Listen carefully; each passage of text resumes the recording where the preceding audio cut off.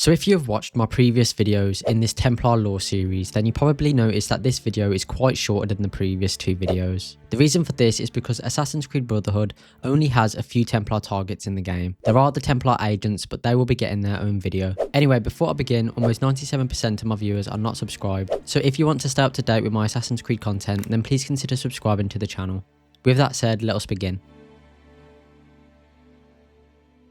Juan Borgia the Elder was born in 1446 and was one of Cesare Borgia's three generals and a prominent figure in Rome during the reign of Pope Alexander VI. He was known as the Banker. He managed Cesare's military finances and supported the Borgia campaigns to bring Italy under Templar control. Despite this role, the Banker was infamous for spending vast sums on extravagant and often scandalously indulgent public festivities. The first of Rodrigo Borgia's 10 nephews to be elevated to the cardinalship, the Banker quickly secured a privileged place within the Borgia court. In 1499, he assisted Cesare in forging an alliance with Octavian de Valois, impressing the young Captain General with his refined knowledge of French culture. Cesare eventually entrusted him with Rome's financial administration. The Banker, however, funneled much of the city's tax revenue into funding his own opulent celebrations. On January 2nd, 1500, the Banker joined his cousins, Cesare and Lucrezia, along with his fellow Templars Octavian and Micheletto, in the siege of Montreal. Once the gates were breached, the attackers swept into the city, with the Banker taking Caterina Sforza captive. In June of 1501, the Banker, Cesare, Octavian and Micheletto met briefly in the stable courtyard of Castel Sant'Angelo. Before departing for his campaign against Urbino, Cesare instructed them to humour his father's tired old men's club for the time being, but to never forget where their true loyalties lay. With that, Cesare entrusted control of Rome to his generals. By 1503, Ezio realised that dismantling the Borgia Empire would require cutting off Cesare's financial resources, and that meant finding and eliminating the Banker. Yet the Banker's identity was carefully hidden, a closely guarded secret within the Borgia ranks. Ezio eventually uncovered a lead through his sister Claudia, who pointed him toward Egidio Troche, a Roman senator deeply indebted to the Banker. After rescuing Egidio from a Borgia ambush and providing him with enough money to pay off his debts, Ezio learned that the Banker planned to attend an opulent pagan-themed celebration, giving the assassin the opening he needed. On August 1st, 1503, Ezio shadowed Egidio as he delivered his debt payment to the Pantheon. Once there, the Banker's guards counted the money before preparing to transport it to him at the festivities. Ezio scaled the Great Monument, intercepted the escort and assassinated their captain, Luigi Torcelli. Disguising himself in Luigi's uniform, Ezio carried the chest of money to the lavish pagan-themed celebration hosted by the Banker.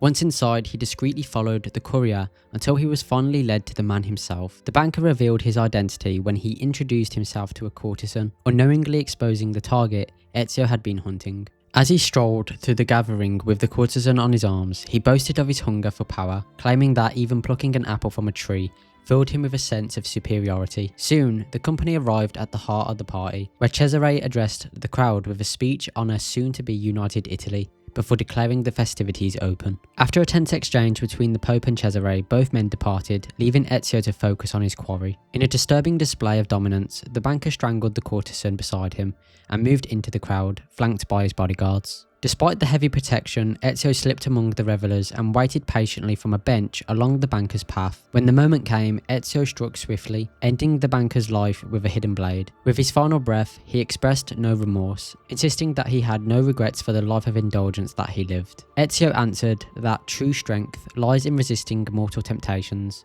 to which the Banker retorted that he had simply given the people what they desired. The Banker died on the 1st of August 1503 at the age of 57.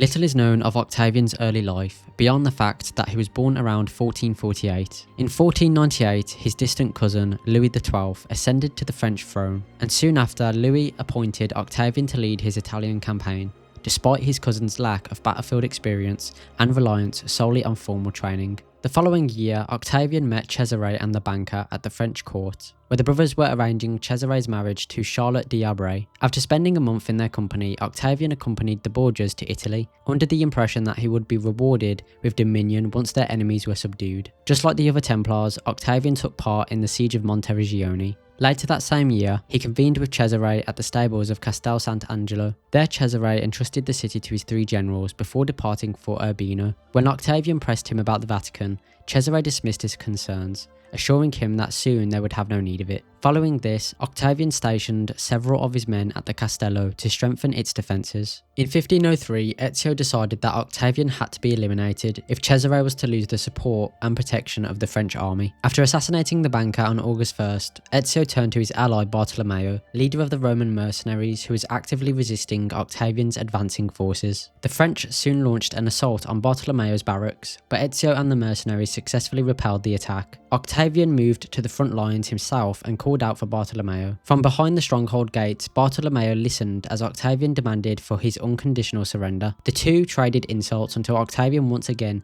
demanded surrender by sunrise. To force Bartolomeo's compliance, he revealed that his men had captured Pantasilea Baglioni, who happened to be Bartolomeo's wife. As he departed, Octavian promised her release, only if Bartolomeo entered the French camp unarmed and alone. Unwilling to submit, Ezio and Bartolomeo devised a counterplan. They would steal the armour of French soldiers, infiltrate the camp in disguise, and present Bartolomeo as a prisoner. With the help of several mercenaries, they successfully executed the ruse, and at last confronted Octavian face to face. With Pantasilea by his side, Octavian greeted Bartolomeo with mockery, as the two began to again trade insults. This ended when Octavian raised his pistol to Pantasilea's head. At that moment, Ezio fired his hidden gun into the air, startling Octavian and signalling the mercenaries to strike. Chaos erupted as Octavian fled deeper into the camp with Pantasilea in tow, while papal guards and French troops fought desperately to cover his retreat. Ezio, Bartolomeo and the mercenaries clashed with the French in a furious battle, but Ezio quickly broke away to pursue Octavian himself. In the main courtyard, Octavian turned and fired, narrowly missing Ezio, before dragging Pantasilea behind the protection of his gunmen. He started to shout threats, warning that if he even sensed Ezio's presence, he would kill her.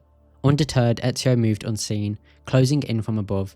With precision, he struck, assassinating Octavian before he could act. As he lay dying, Octavian confessed that all he ever wanted was respect, but Ezio replied saying that respect is earned, never inherited or bought. With those words, the Baron recognised his folly, closed his eyes and received Ezio's final blessings before passing into silence sometime in August of 1503, at the age of around 55.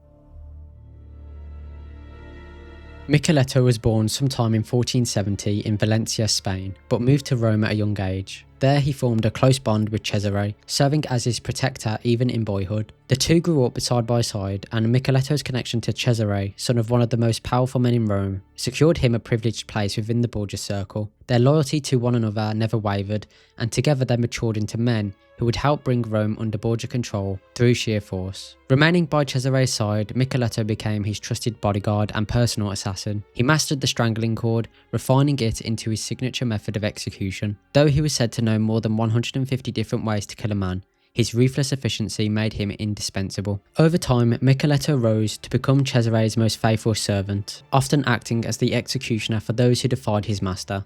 His unwavering service earned him the role of Cesare's right-hand man, though he remained bound to the Borgia family as a whole. During this period, he also became a military leader and briefly served as governor of Piombino. He also accompanied his allies in the siege of Monteregione. Many of Micheletto's murders were left unrecorded, though whispers of his deeds lingered over the years. On the 18th of August 1500, Micheletto struck down Alfonso of Aragon, husband of Lucrezia Borgia, on Cesare's orders. In 1502, he eliminated Giulio di Varano, along with 3 of his sons, clearing the way for Cesare to seize Camerino. Just months later, on the 9th of June, he murdered Astore Manfredi. On the 31st of December 1502, Cesare orchestrated a grim betrayal. Summoning the leading captains who had once deserted his ranks, he feigned reconciliation and invited them back into his service. But the gathering turned to treachery. 2 of the captains, Oliver Rotto de Fermo and Vitellozzo Vitelli, were strangled side by side by Micheletto's hand. Between 1500 and 1503, Micheletto was occasionally tasked with guarding and training Giovanni Borgia,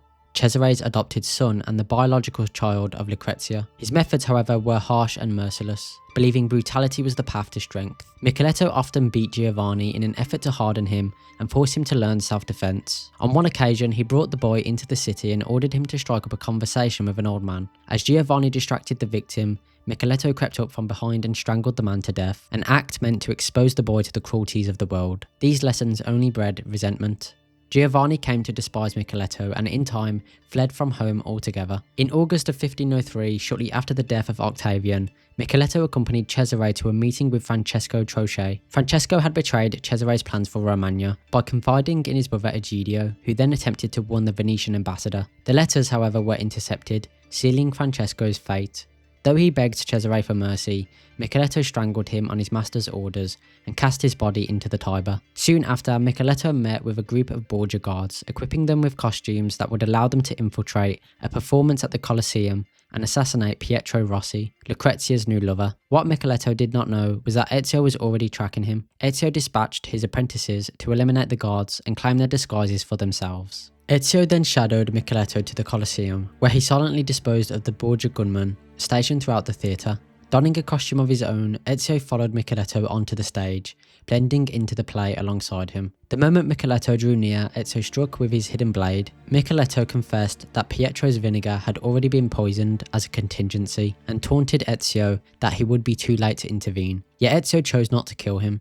Instead, he spared Micheletto, warning that his blind devotion to Cesare would ultimately bring about his own destruction. Cesare eventually turned on his own father, killing him after the Pope attempted to poison him. The death of Alexander VI shattered the Borgia's grip on Rome, leaving Cesare weakened and stripped of power. In desperation, he ordered Micheletto to raise an army and reclaim the city, but Micheletto never succeeded. Before his forces could be mustered, Cesare was captured by the Papal Guard under the command of the new Pope, Julius II. With his master imprisoned, Micheletto abandoned Rome. In the months that followed, Micheletto drifted from place to place before taking refuge in Zagarolo. There the assassins tracked him down and confronted him with a small battalion. Though Micheletto and his men fought fiercely, they were overwhelmed and defeated. Micheletto was taken prisoner and then was transported to Florence and locked within the Palazzo della Signoria. He was interrogated by Machiavelli, Piero Soderini and Amerigo Vespucci, and despite the torture, he refused to betray any secrets. His silence sealed his fate and he was sentenced to death. Yet on the eve of his execution, salvation came. A group of Borgia loyalists infiltrated the prison, one disguised as a priest. Slipping Micheletto a file, they enabled him to saw through the bars of his cell and make his escape. After escaping from prison, Micheletto fled to Valencia, where he and his followers took refuge at the Lone Wolf Inn. They quickly turned the inn into their base of operations, but their presence didn't go unnoticed. Ezio and Machiavelli confronted them there, and after a fierce skirmish in which most of Micheletto's men were slain, he was forced to flee. Determined to reunite with his master, Micheletto made his way to the Castillo della Motta, where Cesare Borgia was being held captive. With a carefully devised plan, Micheletto and his remaining followers managed to break Cesare free from his cell. Together the two returned to Valencia, where Cesare began the work of rallying his forces once more. Soon after, Micheletto met with his master at their headquarters in the Lone Wolf Inn. As Cesare outlined his next ambitions, Micheletto pledged his loyalty and promised to aid his conquests. But Cesare dismissed him coldly, declaring that Micheletto had failed. Enraged by this, Micheletto leapt across the table, attempting to strangle his master with his bare hands. Cesare, though, was faster and more ruthless. He drew a pistol and shot him in the head, ending his life in 1506 at the age of 36. Ironically, Ezio's earlier words proved true. In serving Cesare, Micheletto had orchestrated his own downfall. Cesare Borgia was born on the 13th of September 1475 in Rome. He was the son of Rodrigo Borgia and his longtime mistress, Venozza di Catanei. At the age of 18, Cesare was appointed as cardinal, while his elder brother, Juan the Younger, not to be confused with the banker, assumed the role of captain general. Dissatisfied with life in the clergy and envious of his brother's power, Cesare lured his brother to Tiber Island. There he arranged for him to spend the night with the courtesan Fiora Cavazza, who murdered him under Cesare's orders. With his brother eliminated, Cesare seized his brother's position as captain general, establishing himself as one of the most influential men in Italy. He surrounded himself with brutal and efficient allies, such as Ramiro di Orco, Oliverotto da Fermo, and Vitellozzo Vitelli. In 1496, when Rodrigo launched a campaign against the Orsini family to claim their lands north of Rome, Cesare joined the fighting. Among the Orsini ranks was Bartolomeo di Alviano. As Bartolomeo's defences dwindled to 3 remaining fortresses, Cesare cut off his supplies, seemingly ensuring victory. But Carlo Orsini soon reinforced him with fresh troops, striking a decisive blow that left Cesare wounded across the face. 2 years later, in 1498, Cesare's sister Lucrezia entered into a secret relationship with the assassin Perotto Calderon, which resulted in her pregnancy. Outraged by this, Cesare imprisoned Perotto and claimed the child for himself, naming the boy Giovanni Borgia. By 1499, Cesare began laying the foundations for a force that could counter the assassins directly. He sent a group of orphans to Vallombrosa Abbey and deceived the veteran assassin Rafael Sanchez into training them for 5 years, preparing them as killers. From these recruits, Cesare formed his own order called the Crows, placing his ally Sirius Favero at their head. Yet tensions soon arose between the two men over the group's purpose and ideology, friction that would only grow in the years to come. In December of 1499, after Rodrigo Borgia's defeat at the hands of Ezio, Cesare learned from his father that the assassin now held an Apple of Eden. Obsessed with seizing the artifact's power and determined to crush the Brotherhood once and for all, Cesare launched a massive assault on Monteregione, the assassin's stronghold, on the 2nd of January 1500. The siege was devastating. Cesare's army stormed the fortress, overwhelming its defenders. By the end of the battle, the Borgia had captured the Apple, the formidable Caterina Sforza, and Mario Auditore, mentor of the Italian Brotherhood. Mario was dragged through the gates, collapsing to the ground as Cesare entered the ruined city with his entourage. As Ezio watched from the rooftops, racing to aid his uncle, Cesare seized Octavian's pistol, declaring that too much blood had already been spilled. Then with cold finality, he raised the pistol and executed Mario with a single shot. Cesare immediately ordered Mario's decapitation, mounting his head on a pike as a brutal warning. When Ezio attempted to flee the burning city, Cesare taunted him, brandishing Mario's head and vowing that death would soon follow. In the aftermath, Cesare entrusted the Templar Pietro de Galencia with a secret mission: infiltrate Monteregione and steal a chest hidden within Villa Auditore. The chest's contents, blueprints for the hidden blade, were handed to the weaponsmith Demetrio, who was then ordered to forge new weapons for the Crows, the so-called Corvix blades. Backed by both the Pope and the King of France, Cesare began carving out his own dominion in central Italy. After the sack of Monteregione, Cesare deployed his generals Ramiro di Orco, Vitellozzo Vitelli, and Oliver Rotto de Fermo to claim Romagna for the Borgia. But ambition turned to treachery when the three men rebelled. Cesare struck first, brutally executing Ramiro to set an example. His death sent shockwaves through the ranks, and Vitellozzo and Oliver Rotto were quick to beg for forgiveness, which Cesare granted, at least on the surface. With Romagna secured and their usefulness spent, Cesare lured the two generals to a banquet held in their honour. Greeting them warmly, he thanked them for their service and declared it was time to shed his bloody gloves. Then, as papal guards closed in, the trap was sprung. Though Vitellozzo and Oliver Rotto fought ferociously and even managed to cut down their attackers, Cesare armed himself with a crossbow. As Vitellozzo faltered from his wounds, Cesare fired a bolt into Oliver Rotto's chest. Hours later, the two regained consciousness, only to find themselves chained back to back. Before them stood Cesare, flanked by Micheletto. As Oliver Rotto raged at Vitellozzo for leading him into disaster, Cesare dismissed their quarrel as meaningless. He then ordered Micheletto to strangle them together, back to back, remarking that their sacrifice had been invaluable to his cause. In late 1501, Ezio infiltrated the Castel Sant'Angelo and saw Cesare in the stables. Later, Cesare shared a private moment with his sister Lucrezia, asking whether their father had approved the funds requested by his banker. When she revealed that Rodrigo was absent and might need persuasion, Cesare pressed no further. Soon after, he departed for Romagna to continue his relentless campaign. In 1502, Cesare turned his attention to Fiora Cavazza, who was once counted among his allies. He invited her to dinner under the guise of courtesy, but his true aim was interrogation. He sought answers regarding the mysterious deaths of his agents, Il Lupo and Baltasar da Silva. Fiora denied any involvement, but Cesare remained unconvinced. That same night, his adopted son Giovanni caught her attempting to steal the Apple of Eden. Alarmed by the commotion, Cesare entered the chamber to find Fiora paralysed by the apple's power. Advancing on her with calculated calm, he told Giovanni that he intended to hurt her, his voice steady, cold, and without a trace of mercy. In August 1503, Cesare attended the banker's infamous pagan celebration, where he delivered a fiery speech envisioning a soon-to-be united Italy. After declaring the festivities open, he was interrupted by Rodrigo, who reminded him that no such agreement to conquer Italy had ever been made. Cesare, however, dismissed his father's protest, asserting that he now held true authority, even if not officially, and urged Rodrigo simply to enjoy the evening. Later that month, Cesare discovered that his confidant, Francesco Trochet, had revealed his plans for Romagna to his brother. Without hesitation, Cesare ordered Micheletto to execute Trochet, and soon after, Micheletto was commanded to eliminate Pietro Rossi, the actor and Lucrezia's secret lover.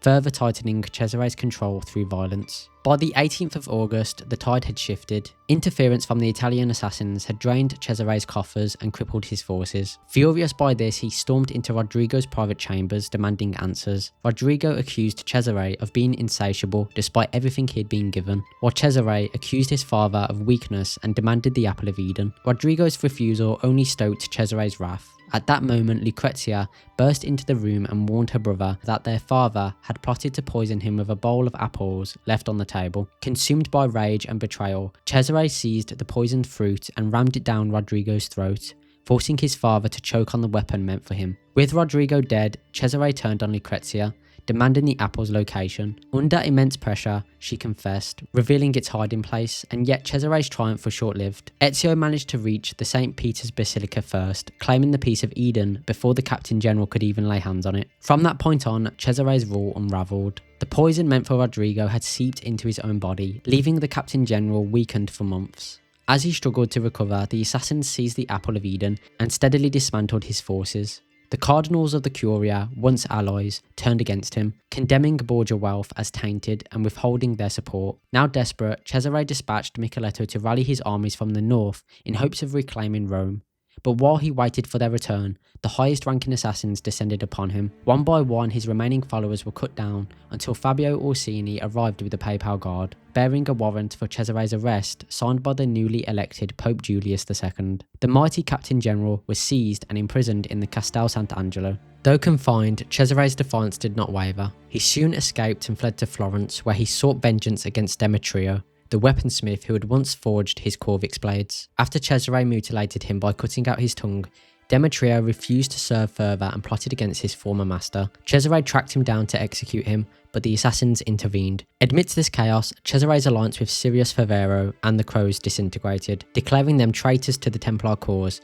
Cesare severed ties, while Sirius in turn swore vengeance. Eventually, Cesare was recaptured. Pope Julius II, wary of his influence and resilience, ordered him transferred to a stronger prison far from Rome, the formidable Castillo della Motta in Spain. But Cesare's exact location remained hidden. Unaware of where he had been taken, Ezio joined forces with Machiavelli and Leonardo da Vinci in order to track him down, while Micheletto, still free and fiercely loyal, began plotting his master's escape. In 1506, Cesare escaped captivity at the Castillo with a bribed guard's help. A rope was smuggled into his cell, and disguised in a stolen uniform, he climbed down from his window, slipped past the gates, and reunited with his ever-loyal enforcer. Micheletto warned him that Ezio was on his trail, but Cesare brushed off the threat. Once in Valencia, Cesare set about rebuilding his shattered power. Volunteers flocked to his banner, and a sprawling encampment grew under his command. From the Lone Wolf Inn, Cesare spent his days drafting military strategies, determined to carve a new future. But the assassins were watching.